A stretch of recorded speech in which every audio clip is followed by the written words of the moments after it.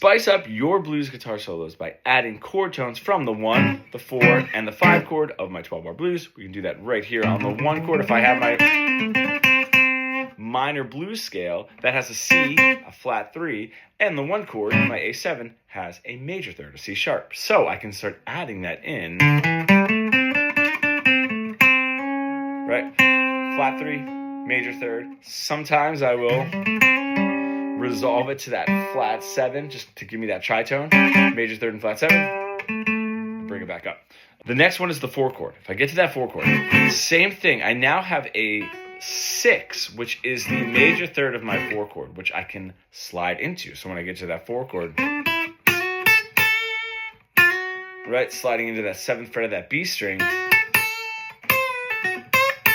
And I do like to add the 2 in there, the 7th fret of the E string, giving it a little bit, and then the flat 3. That flat 3 is the flat 7 of my 4 chord, and the 6 is my major third of the 4 chord. So that gives me that tritone that I was doing with the 1.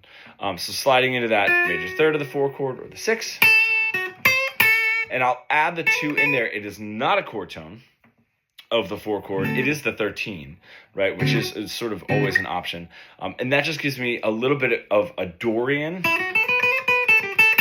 sound, or pulling from the major pentatonic as well.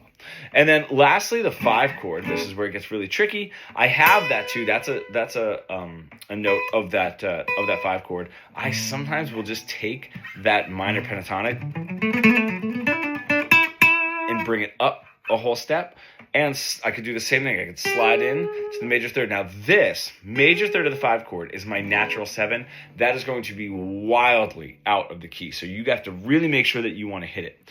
And if you do, we can set up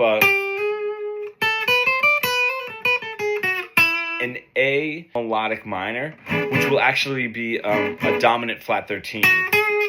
There's my 5 note for my 5 chord. If I go up a half step, that's my flat 13, and it's a really cool sound because it just sort of touches on a melodic minor, but it also is the minor third of my 1 chord, so I'm never fully leaving that and just touching on a dominant flat 13.